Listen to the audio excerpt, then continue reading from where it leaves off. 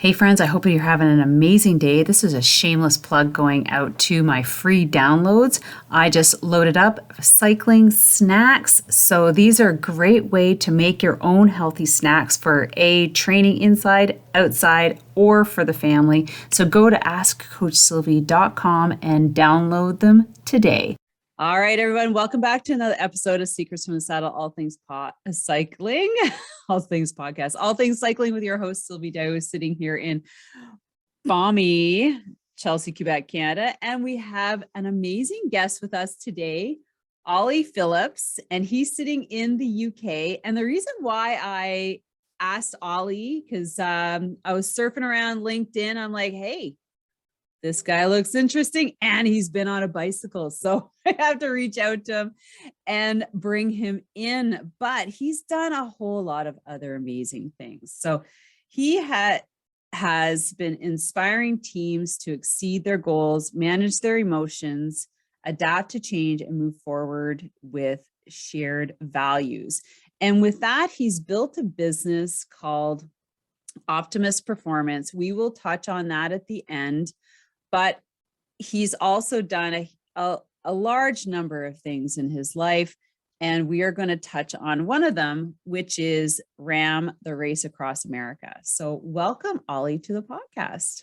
Hello, Sylvie. Thanks for having me. And thank you for surfing LinkedIn and stumbling upon a crazy, stupid Englishman that, whose profile fitted the bill, which is what it's all about. So there we go. Well, for sure.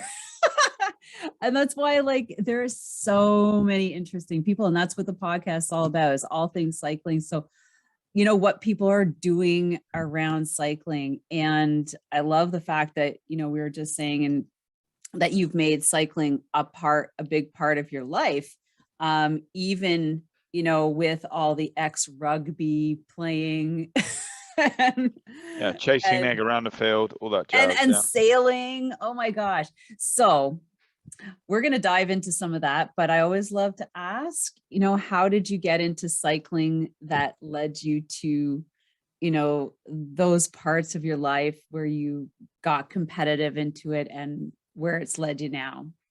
So So I mean, I was never a massive cyclist at the beginning during my rugby career. So I very fast overview for anyone listening. I had a 12-year professional rugby career that I played for England for 11 years and was captain of England for probably 6.5 years. And I got injured at that was the sort of definitive point that brought an end to my playing career. I went to a World Cup, got injured, couldn't really come back from it.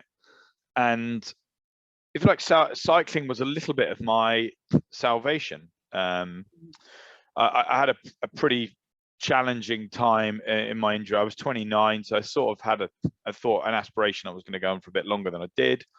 At the same time, just before I injured myself and had to sort of call it a day, my grandmother had passed away, who was a sort of pretty integral part, an inspirational part of my life. So this was all in, what year was this, 2013? And I'd agreed with the Alzheimer's Society, which is a charitable organization over in the UK, that I would host and lead as a sort of, whatever, ambassador or celebrity, a cycle from London to Brussels. Oh. in memory of my sort of grandmother, and also to raise a load of money for the Alzheimer's Society. And I didn't really know how it would go. I didn't know who would sign up. But anyway, we ended up having 145 people come on this bike ride. And it was absolutely brilliant. Thankfully, cycling from London to Brussels is flat. So that was also a brilliant introduction. Brilliant, yes. Yeah. And then I sort of realized that, having battered my body for best part of 12 years playing rugby, running was going to be a bit of a challenge for me and my knees, but cycling I could do, and I could be sort of competitive. I could still have the sort of social element that I enjoyed within sport and within rugby, and and you can feel pretty good off that. I still got the the buzz and the kick out of the endorphins or whatever that came from I used to get from training and playing sport. So that was my sort of first foray into it, doing the London to Brussels.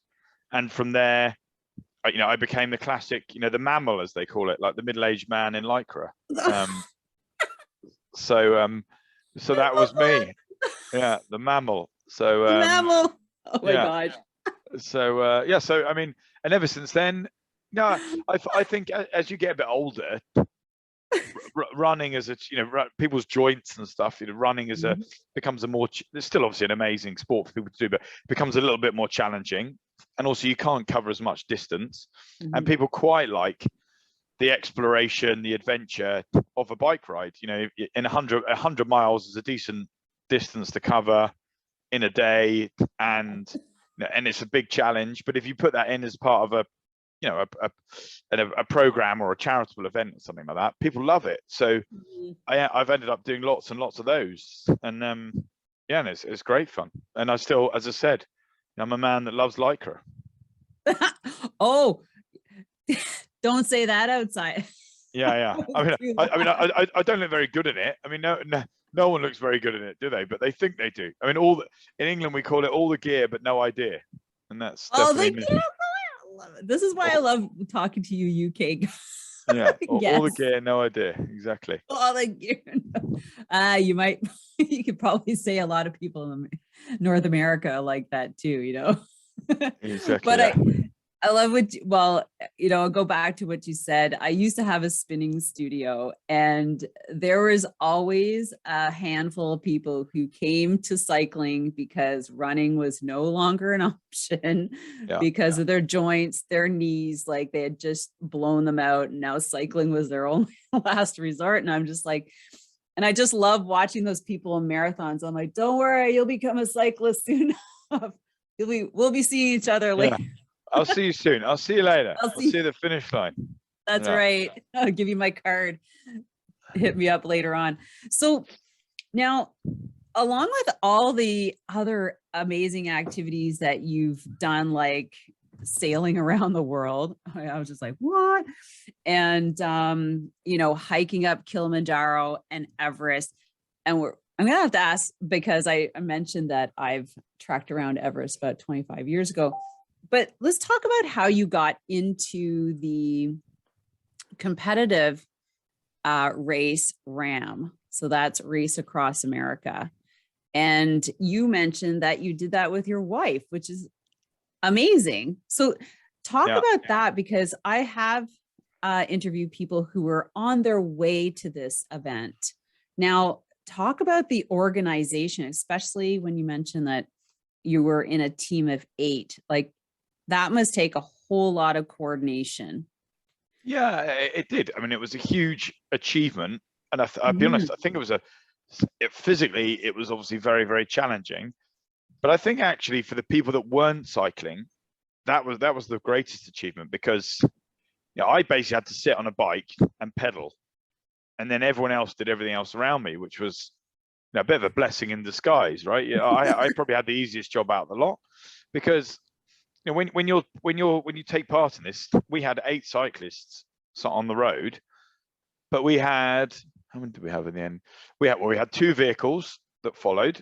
So one vehicle it was a relay system. So we would have one person out on the road, you'd have a vehicle behind them, following them the whole way and indicating which way they should turn using their horn.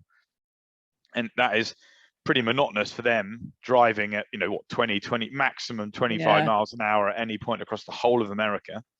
So there was sort of 3 people in there, one as a navigator, 2 the driver, and then another person that would swap and drive. So 3 people in there. Then there was another vehicle that was like, if you weren't cycling, so you would relay. So I would cycle, you'd be on the bike, Sylvie, waiting. We'd cross wheels. As we cross wheels, you'd go. I'd get off the bike, put my bike onto the back of the other car, get in the vehicle. We'd zoom ahead 5 miles or 10 miles or whatever the distance was that you agreed. And then I'd wait for you. We'd cross wheels and we'd just go like that, chaining the whole way. Okay. And you choose how long you chain for. So we chose 9-hour stints. So you'd be on the road for 9 hours. I'd be off the road for 9 hours, and we'd cross over. But I mean, you set your own tactics. So I remember when we went through Colorado, and it was obviously very hilly. Yeah. We were probably every 9 minutes we'd swap over rather than every You're 9 like, hours. Right? I'll finish at the bottom of the hill. Thanks. Yeah. Exactly. Always looking for like, where's the top? Oh, I'll swap now, just so I can cruise down. But so yeah, I mean, it was that. So we would then have 3 people in that vehicle as well, and then we were fortuitous. We managed to hire Jason Derulo's tour bus. So that was our vehicle that we would go in when we were, off the bike for the 9 hours. We would be in there, so we'd get some sleep. We'd have a chef on board that would cook all our food. I mean, it was absolutely amazing, right? So the coordination of that and the logistics of all of that, estimating the speed that the cyclists will go and where you should park the tour bus and where we should wait, logistically, that was a nightmare for the people organizing it. And we had probably a team of 14, I think it was, that supported us around that. Now that's extreme. Like that's at the sort of bigger end of you don't have to have that. Now the soloists will have, I don't know, 4 or 5 people with them. But right. But yeah, that's what we did it with. And I stand to date to say it was the greatest experience. It was the best adventure I've ever done in my life. Wow. So how many people were on your immediate team that you swapped rides with? Like you swapped out, like you relayed with? 4. So you're relaying the whole time with those 4. Right. So every 30 hours you would be on the bike for 9 hours. No. So we cut it down to, as a 4, we'd have 9 hours on the road. Right. So you and me would be in a team with 2 other people, and we would have 9 hours where we're just slugging it, trying to go as fast as we possibly can.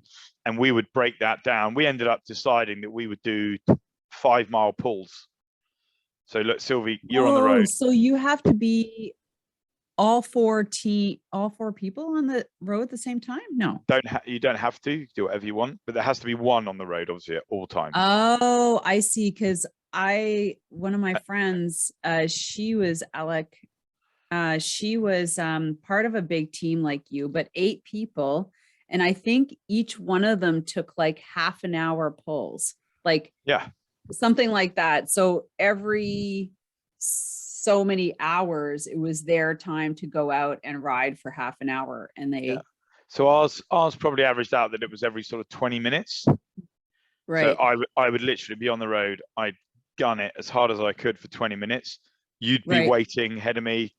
We cross, you'd gun it for 20 minutes. Then the next person would wait 20 minutes, blah, blah, blah. So I would be back on within an hour. Oh, okay. And we just go like that. And we just go right. So I guess the whole time. So how fast did you finish it? We did the whole of the US in 8 days. And how fast was that? Were you one of the fastest teams? Yeah, we were up there. We didn't win the 8, but we were. I can't remember. I'll be honest, I don't know where we finished, but we were. I mean, the interesting part of RAAM. Yeah. So the soloists start on the Wednesday, and then the 8s start on the Saturday, because you're naturally going to be quicker. Right. And by, I don't know, whatever, day 6 or 7, you've caught up some of the soloists. You're with them. Yeah. And they are broken. Yeah. Broken. I mean, wow. I remember there was one cyclist who had, Pringles tube, the crisps of Pringles. They'd strap that onto the front stem of their bike. so they could just rest their head on it. I'm like, it's not for eating. It's just for rest. Oh no, yeah, because and also another one had like 2 rods that they'd like 2 rods that were coming up beside their head and a little chin strap from it, so it could just hold their head up, because you're cycling so long, you get the neck muscles. Your neck muscles just basically cramp, they give up on you. So they were just, so you see them at the end and they got these big Dowgers necks, because they've just been like that the whole time. So oh my God, tell me more stories. So yes, you go at the end, and if you can see me like that, they're like that. Yeah, right. All of them with their heads all the way forward, their shoulders all the way back. So I mean, it doesn't look very fun for a soloist, if I'm honest, but they seem to love it. But yeah, so you catch them up, and by the end, you're trying to sort of, you're not allowed to pull anyone, you're not allowed to toe off anyone. So Right. there's no drafting ever. So you have to just go. You can't leave. So you can sort of go behind them, move out to go overtake them, and then you can't stay there. You can't draft in front or behind. You just have to. So it'd be like, oh no, you've been going like 10 days. You're broken. You can hardly lift your neck, and I'm going past. All right, mate. How are you? Fresh as a. Yeah, exactly. I've just had 40 minutes in the car where I've just sort of refueled and drank and whatever else. Eating your gourmet supper. Exactly. Yeah. But I mean, it was.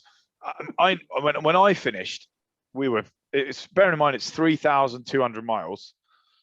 When I finished, I was pretty knackered. I mean, I had, you knew you'd done something pretty big.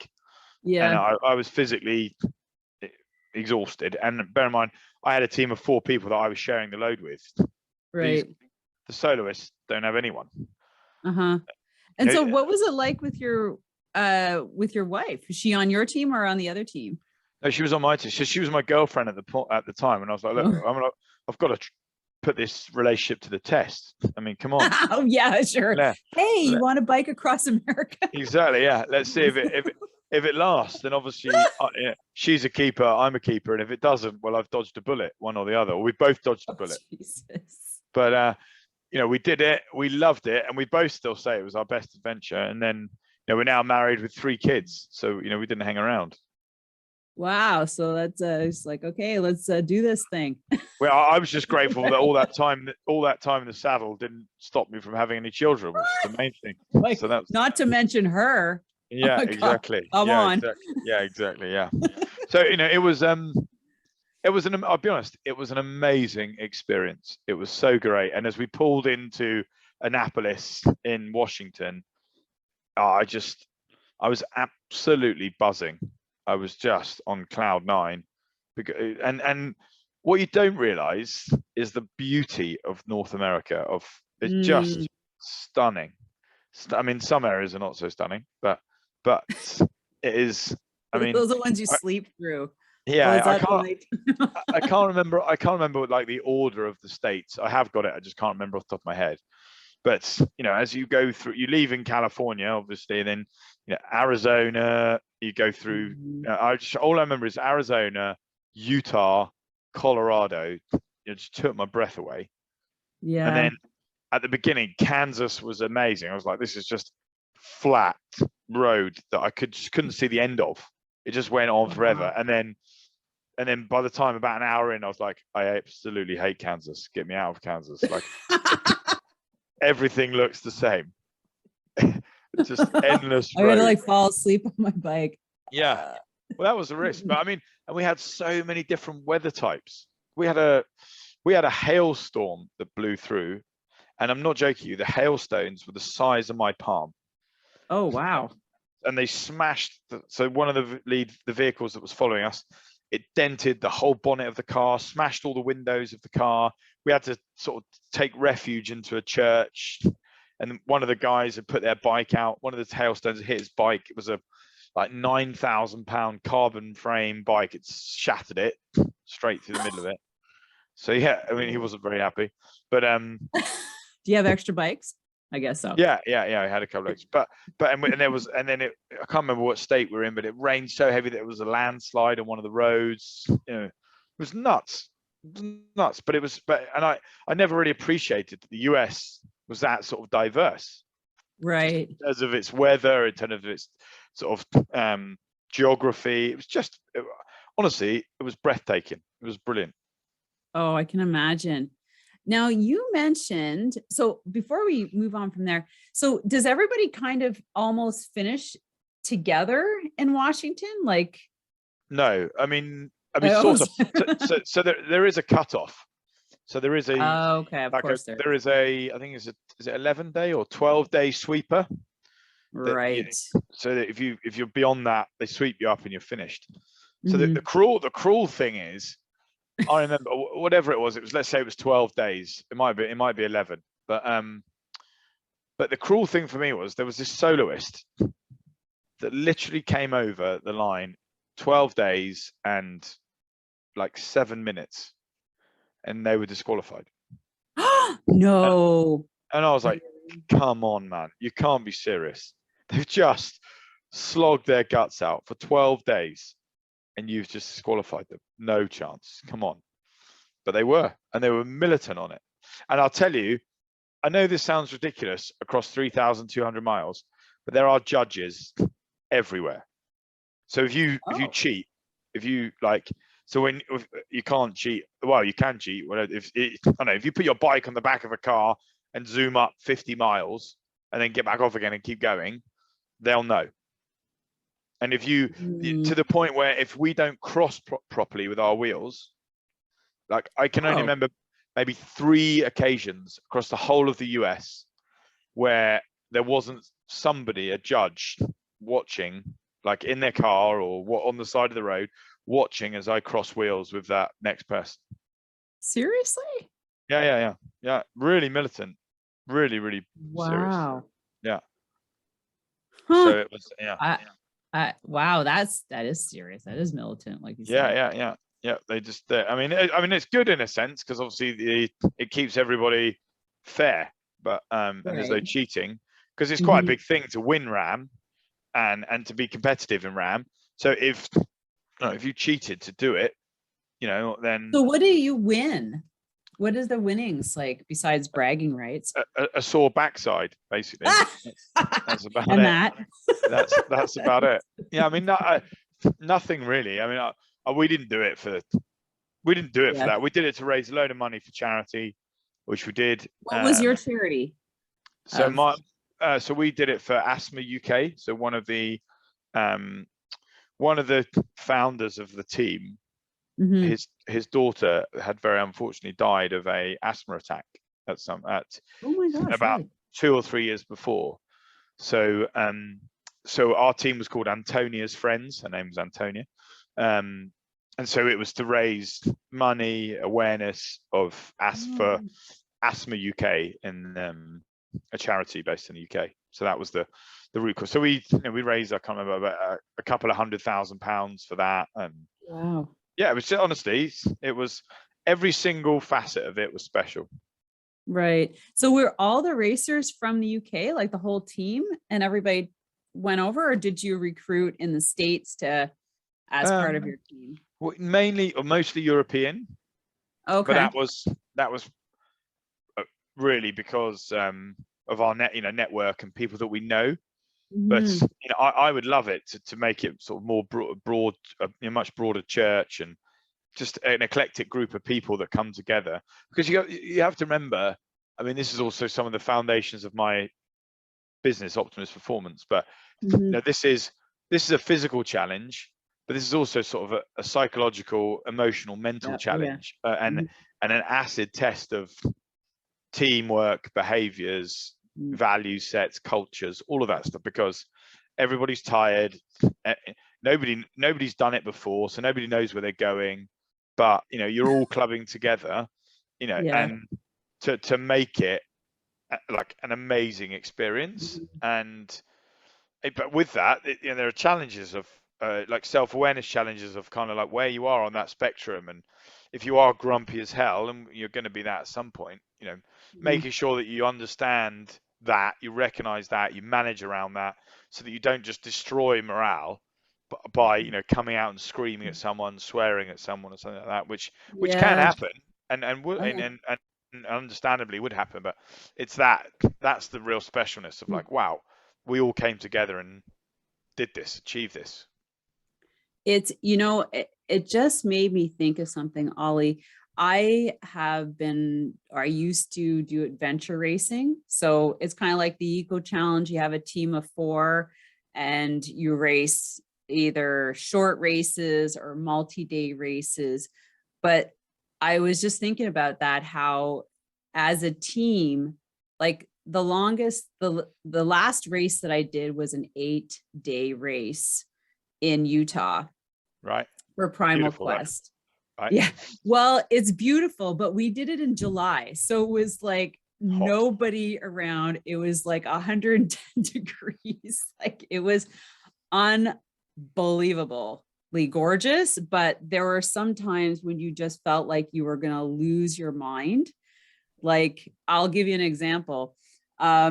We were in this canyon, and if you've ever been in a canyon, you're just like, when is this thing going to end? It Yeah. was like 10 kilometers long.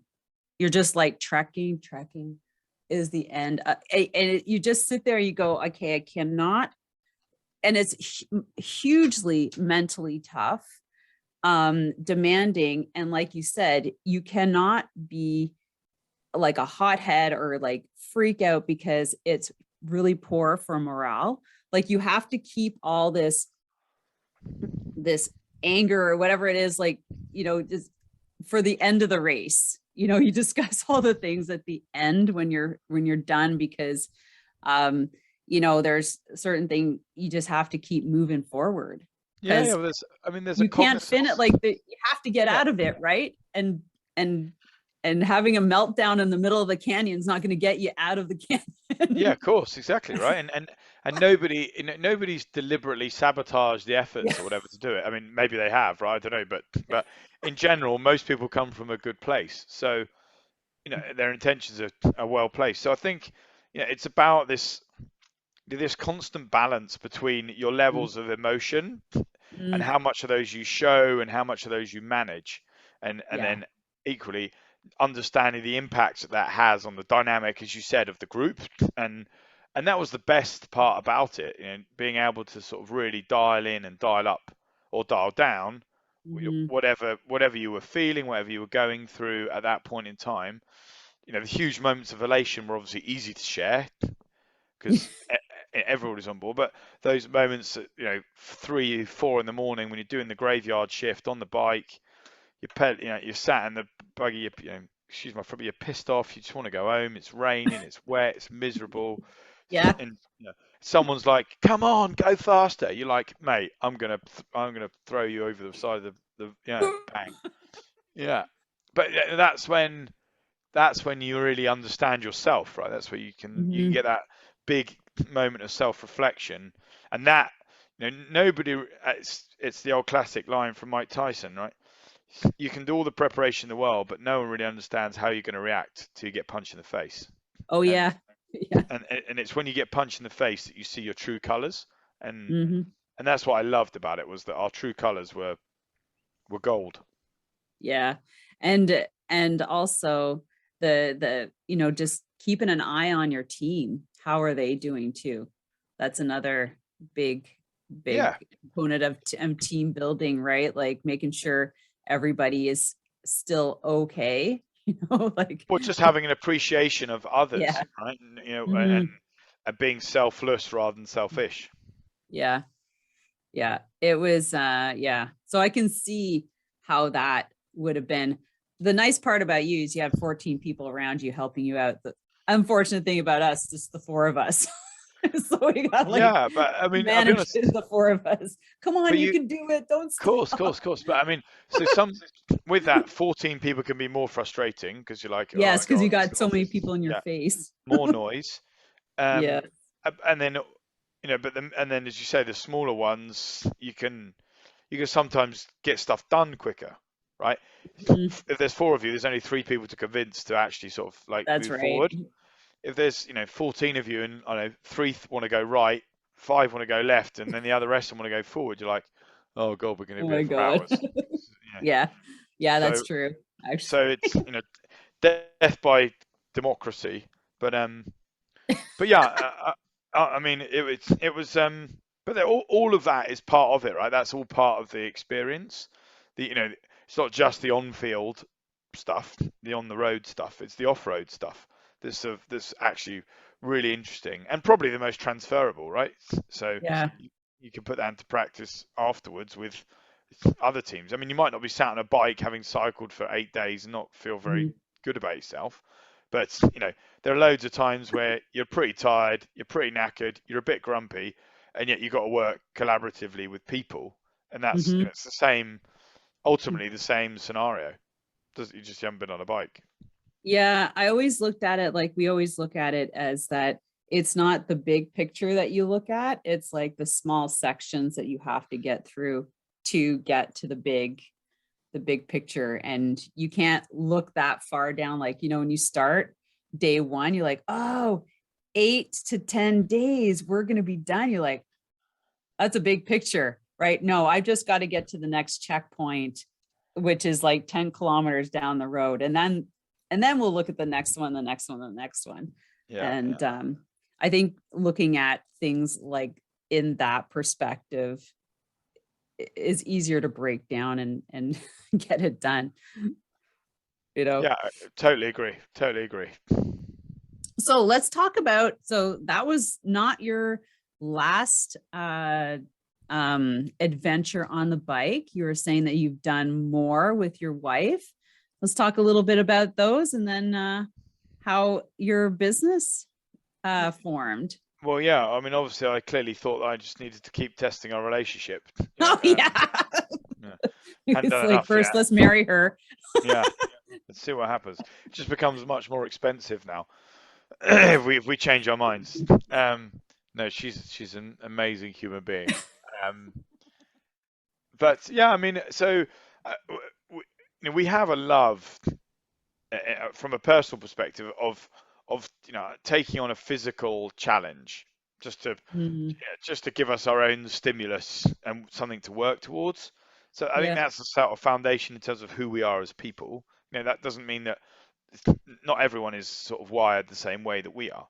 But we're fortunate that we sort of have a shared interest in that and a shared passion point around doing that. And it's not always around cycling, but cycling is it's a much bigger communal sport, right?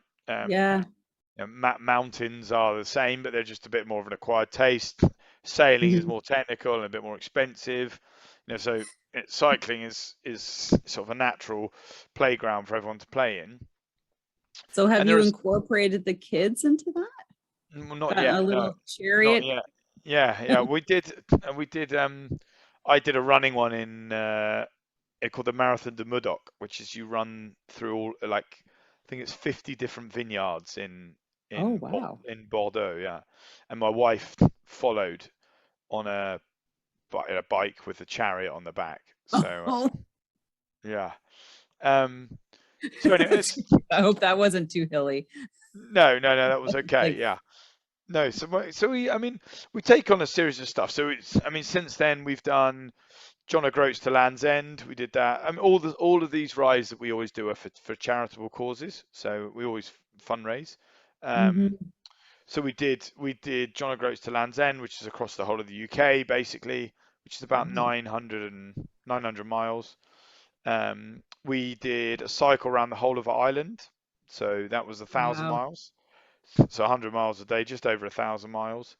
And then we've got another one planned in September this year where we're going to cycle around the whole of Wales, which is very hilly. So it's about, I think the average climbing is 7,500 feet a day. So it'll, be some decent climbing on that one.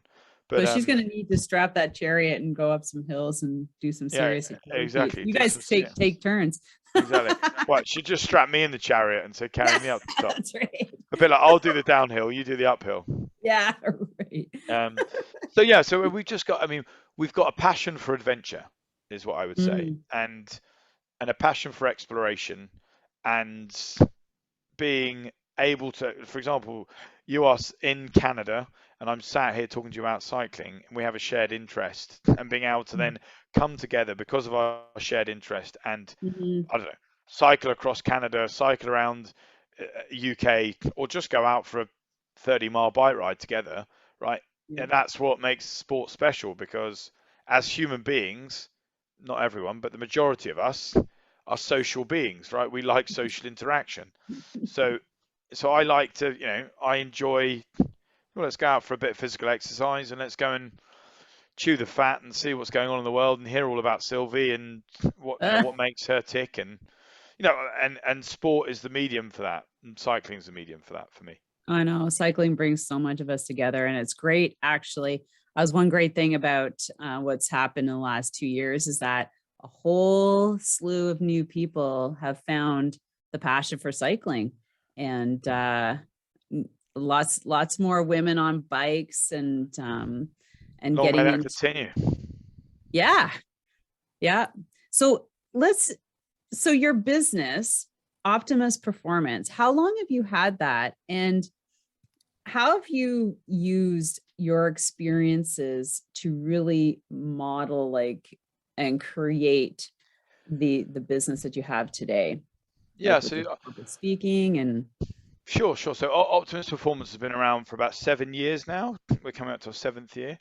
Um, and the foundations of it are that we've been talking about one of them in RAM, but Mhm. some of the other challenges that I've done, you mentioned already, like being captain of England in rugby, sailing around the world, setting a Guinness World Record on Everest, setting a Guinness World Record at the What? North Oh, Pole. really? Guinness Yeah, World on Everest? yeah, we've Okay, got before four we get Guinness into World the Records. business, let's talk about that. Yeah, no, so we've got four Guinness World Records. What? So the first Guinness World Record is for the most northerly game. So I kept it in my heritage of rugby. So we played the most northerly game of rugby ever played in history. So we trekked 100. We actually went through Canada. We went up to Iqaluit and then Oh, Resolute really? Bay, um, Yeah. and then we trekked from Resolute Bay to the North Pole. So we trekked 100 miles to get to the North Pole. Um, and then when we reached the North Pole, we staged a game, and it had to be a fully qualified, like had to be on a full size pitch with a fully qualified referee. It had to be all video recorded. It had to be proper team numbers and whatever else like that, Wha- and full size posts, everything else like that. So we had to So carry all that you, with us. no way. Yeah, yeah. Really? So we carried that all and our pulks all the way up to the North Pole, and then set this Guinness World Record for the most northerly game of rugby When in did you history. do that? April 2015, we did that. I'm going to go look that up. Yeah, yeah, Everybody, go look that up. yeah. April Yeah. 2015. It's called the Arctic Rugby Challenge with the wooden spoon. We did it for a children's charity called the Wooden Spoon. Oh, cool. Yeah. Wow. Um, Now, I can't yeah. believe you guys trekked up there. How many Yeah. of you were like two full teams and Yeah, we had 20 of us. 20 of us went. Yeah. So we played a game of sevens up there. So it was great. Yeah. oh my And then gosh, that is so cool. Okay, and next. then 4 years on, the charity wanted to it was all basically around the Rugby World Cup that was going on. So 2015 the World Cup was in England, 2019 the World Cup was in Japan, and so they wanted to do a flagship fundraiser for each World Cup year, and so we they asked if I would lead another. I'd been one of the team captains on the last one, and they said, would you be a team captain again on this one?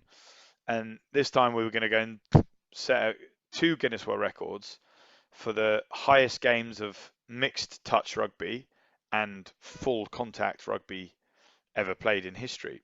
So we basically agreed that we would play at 6,500 meters at advanced base camp on Everest, and there was a patch of ice just Get underneath, out. just at the foot of it. Yeah. So Oh, we trekked to advanced base camp. I'll be honest, the game was the most horrific experience of my life. It was I just so bet. hard to run and do And anything. breathe. No one wanted the ball. Absolutely no one wanted the ball. Um, It was but like, we set okay, we who's gonna like kick it down the yeah, field? yeah. So we set two we set both those world records. We had men and women come with us up there. So we played the highest game of mixed touch rugby, and then we played the highest game of full contact rugby at advanced base camp at 6,500 meters. And I was the captain for one. I was the captain for both teams, but for that, and I was captain for the North Pole one. Um, and So then when and you're then at Everest, is sorry, when you're at Everest, did you just go there to play, or did you actually trek? Yeah, trek as well. Trek to the top with the ball afterwards. But Oh, but you know, but the principle was to set these 2 world records Mhm. on Mount Everest. So it was 2019. We did it in March or March. I can't remember May, I now. think, is the Yeah, May 2019. Yeah. yeah. So it was the year that they basically had all of the queues and whatever on the summit. So we just missed all the queues. So you remember all the photos that they sent of that massive long load of people all queuing to Right. get to the summit. We'd gone 2 days. We started to come down 2 days before that, so we just missed that. Oh, yeah, good thing. Yeah. But Uh-huh. so we set those. So yeah, that was all part of it. And again, that was a fundraiser for this children's charity, the Wooden Spoon. So we've raised, I mean, collectively, cumulatively over the years of the stuff since I've retired until now, I think we're at 3.2 million or 3.1 million that we've now raised. So it's great, yeah. Pounds. I don't know what that is in dollars, but there you go. That's a lot. Yeah, 5 yeah, million probably. yeah. Roughly, yeah. Probably just under $5 million. Yeah. Yeah. So, I like this a coupling of charity fundraising with events. yeah. Well, Go and do some thing. so to answer your question about like bringing it full circle, what is optimist Mhm. performance about? Right. The roots of optimist performance are that the value that comes from shared experience. Yeah. So the only way, like life, for me, I live by a mantra of, we're here for a good time, not for a long time. So Mhm. let's go for it, right? Let's have a bit of Yeah. carpe diem.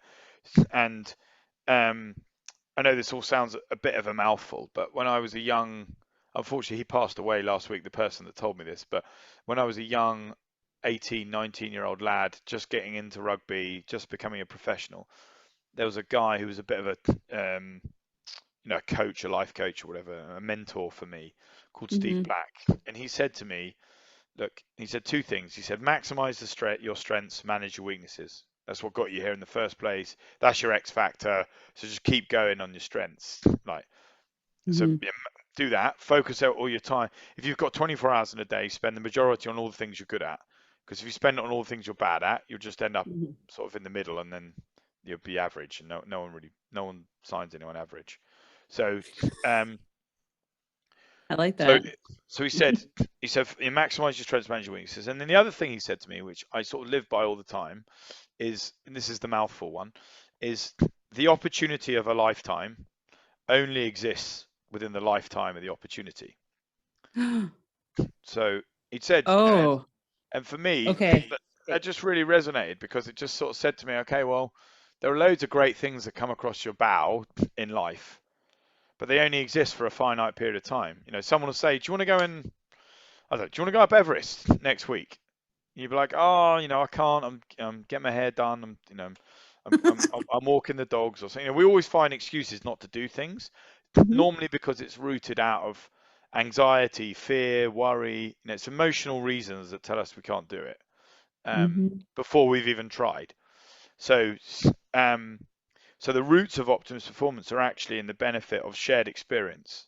And all my greatest memories in my life come from moments.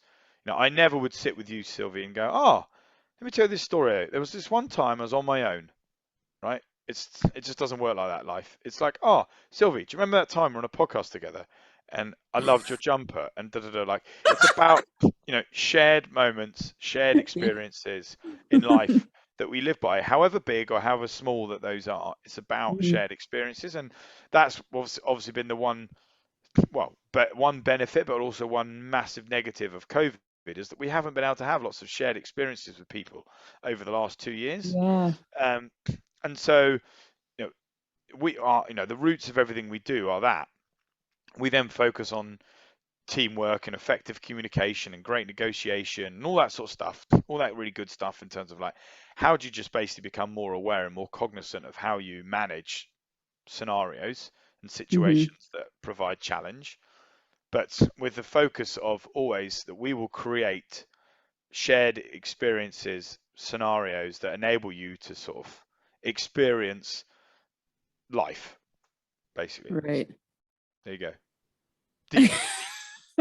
I was deep. I'm like, I'm still back on the mouthful, the experiences. I was like, the opportunity of a lifetime only exists within the lifetime of the opportunity.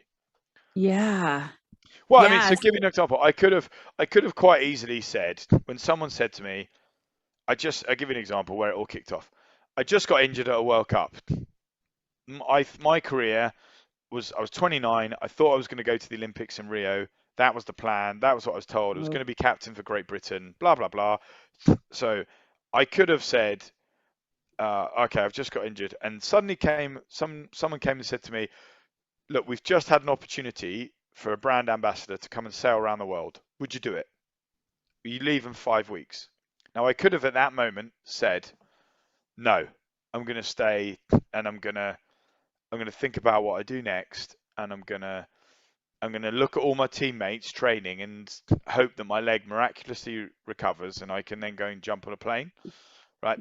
Because the thought of going and sailing around the world, something I've never done before in my life, I've never even been on a boat in my life, that's just too overwhelming. That's just too much for me to process. Uh-huh. Or I can go, yeah. I can just say yes. Those 3 little letters that suddenly change everything. Mm-hmm. And my life has just taken a totally different tangent because of it. Yeah. And I think that is the opportunity of a lifetime existed within the lifetime of a week The for me to offer, say yes or no. basically. And if I Yeah. said no, I'd have sat at home, probably watched all my friends go to the Olympics and felt sorry for myself, probably got pretty down and depressed, and God knows what I'd have done. But or I could go hop on this boat, do something I've never done before in my life, and see where it takes me. And where it's taken me now is a massive series of cycling adventures. It's taken me 4 Guinness World Records. I've met a beautiful lady that's now my wife. We've got 3 incredible kids, and I don't know. I mean, I put that down to that decision could have really altered your life. Like if you had said no. Yeah. I'm 100% convinced it would have. Well, it would have changed my life. I probably wouldn't be sitting on your podcast because I wouldn't be very interesting. You probably going to be in a pub right now. Exactly. Yeah. There you go. Drowning your sorrows. But yeah, I do see that. And I see a lot of people, saying no to those opportunities where it's, where you could simply say yes and have a great experience. And otherwise, I like that's where a lot opportunities like that. Yeah, and that's where a lot of nervousness comes from, Sylvie. You must see it even in cycling, right? When if you're a seasoned veteran on a bike and you go to someone, do you want to come out for a bike ride? They've never been on a bike before or they've never cycled anywhere. They'll probably say no because they don't want to look stupid. They're worried about not having the right gear. They're worried about making a mistake or whatever it is. Like our lives are filled with worry, anxiety, whatever, right? Rather than just saying, you know what, sod it, I don't care. Like, yeah, all right, I'm in. Great, I'll come with you. And if I finish 3 hours behind you, I'm fine with that. As long as you're fine with that. And then. Well, I do, and you're right, Ollie, because I do see, and I always tell my ladies, I said, stop with the stories in your head, just go and do it, and you'll love the experience. It's a new thing that you can grow on. If you keep saying no, you're never going to know. You probably could have done way better than you actually thought, because us women love to always, downplay our ability to do things, right? Like, I say, hey, you want to do some hill repeats and learn how to climb a hill better. Oh, I couldn't do that. Oh my God, I'm like, yeah, I know it's going to hurt. Like, but the thing is that you're going to learn and you're going to be better next time. And if you don't start now, when are you going to start? Like next year when you're fitter. Doesn't work that way. Nobody gets like that. Yeah, exactly. Yeah. So I think, and it's trying to break down those barriers, and they're your own self-fulfilling prophecies, right? What you tell yourself is most likely to come true. Yeah. So So having your business for the last 7 years, what if one big accomplishment or like maybe big transformation that you've seen happen, like whether it's within a person or within a company that you've, applied everything that you've helped them break through? I just want one. Do you have one? Yeah. Off the top of your head, like, oh yeah, it was the best. Yeah, we've had lots in terms of like, companies have like better connectivity and they've made more revenue and so we've got lots of stories like that, and obviously that's what we sell into the market. But Right. my favorite ones are the individual people, right? And there was we our cycle around Ireland that we organised in June, July of last year. We had 45 people come and do that as part of a resilience project. Oh, wow. That we did as a research project with Nottingham University. And I remember at the end of it, we did it for motor neurons disease, to raise some money for motor neurons disease, because a friend of ours has got motor neurons disease and is suffering pretty badly. What is And so that? it's a neurodegeneration, basically. Oh, okay. Your neural pathways start to degenerate on your Right. motor neurons disease. And anyway, we had 45 people that came and took part in this ride. And I remember at the end of it all, this lady came over to me. She's an amazing human being, and she just gave me a massive cuddle. And I was like, and when you sort of give someone a cuddle and then you stop, and Oh, you're you're like, gonna make me cry. yeah, but you give someone a cuddle, but then they don't stop cuddling you. So you're like, okay, well, I don't know if this is awkward or like if this is a moment or whatever. I'm like, Yeah. but I knew it was like a special moment for them, of like, oh, I've just achieved something I never in my wildest dreams thought was feasible. And even at the beginning, like when we started, she didn't think she'd finish it, right? And the reality is that the huge goal of 1,000 miles around the whole of Ireland is overwhelming, is daunting, right? But actually, when you break it down, it's 100 miles every day. And when Yeah. even if that seems overwhelming, it's let's do 20 miles in an hour, or let's do 15 miles in an hour, and then we'll stop, and then we'll do another 15 miles, and slowly it's suddenly gone. Yeah. And I think she held me for ages, and then she let go, and she just said, look, thank you. And I said, I didn't do anything. You did it all. I mean, you pushed the pedals. I mean, she said, no, but thank you just for convincing me that I could do this. And I was like, well, and again, I said, I didn't convince you of anything. You did it yourself. Like, I mean, and Right. that was, sometimes you just need, ultimately someone just to hold your hand. Remember, it's like all those things when you're a kid on a diving board. I don't want to jump, but you'll jump if your dad or your mum hold your hand and you jump off into the pool. Then you're gone. Then you just jump off every diving board on the planet. It was that. It was just that sort of, you just helped me at the beginning, showing me that I could do this thing. And now, the self-belief that she got out of that they're the things that make it special. Of course, Yeah. we build our business on the back of helping businesses do it, because they're the ones that ultimately pay us, the money. But the real enjoyment stuff is people. We deal in people, and we help people fulfill their potential, and that was a special moment when we did the Ireland bike ride. Yeah. Oh my God. That is so powerful because it is true. Just breaking it down to little segments and like I said, not looking at the big picture, like, oh my God, it's 1,000 miles. Oh my, how am I going to do that? Yeah. But breaking it down, village to village, Yeah. stops to Yeah. stop, Small days incremental over. goals. And that's life, Yeah. right? I mean, like everything seems overwhelming at the beginning. So start with a big goal. What do I want to achieve? And then just break it down into tiny bits. And some days you'll be way ahead of progress, and other days you'll be way behind. But it doesn't matter. Like, just keep moving forward, as you said. Yeah. Just keep moving forward. So this is amazing. So where can people find you, Ollie, besides LinkedIn? But He's on LinkedIn. besides LinkedIn, where Sylvie finds me. I mean, our website is obviously optimistperformance.com, but it's Ollie at, all my social media handles are at Ollie Phillips 11, and Ollie is OLLIE, and Phillips is PHILLIPS. So yeah, I mean, people just reach out, say hello, and You come for a bike ride. And you see, he actually responds with a real message. There you go. I hate automated messages, even though they're nice, but they're usually a sales pitch. And I'm just like, yeah. I mean, that is the danger now, that these things just become so homogenized and automated that it just loses any sort of sincerity. I know you just lost me. Sorry, I'm not gonna yeah, I've lost it. Send the message. You lost me at hello. Yeah, you lost me at hello, or like, hey, have you ever felt like this? Yeah, but yeah, right now while I'm reading your letter. Yeah, exactly. Maybe get to know me a bit, and then yeah, then we'll be flying. Yeah, it's a bit like dating, right? A bit like dating. Yeah. Like, actually, just take me out for a drink first before you want to sort of take me back home.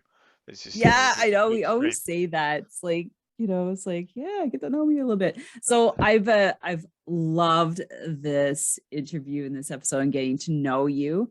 And I always say that these podcast episodes are such a great way to share cycling across the world, getting to know people who are on bikes and doing amazing things. Oh my God. Like, look at this stuff. Just exposing your business, your passion with more people. And I just appreciate you for saying yes and having this done. But thanks for having me. And I look forward to catching up soon. Yes. And maybe if I make it to the UK, I've not been to the UK. I've been to Ireland. Sylvie, you've never been to the UK? No. Never been to England? I've been to Italy and France. You've never been to London? Oh my days. I know. Don't worry. Well, publicly on your podcast, here there is an open invite now of Sylvie. Will you come to the UK? Okay, I got to figure if I can fly there first, but there's there's many years to be getting there. Like, I know it doesn't have to happen.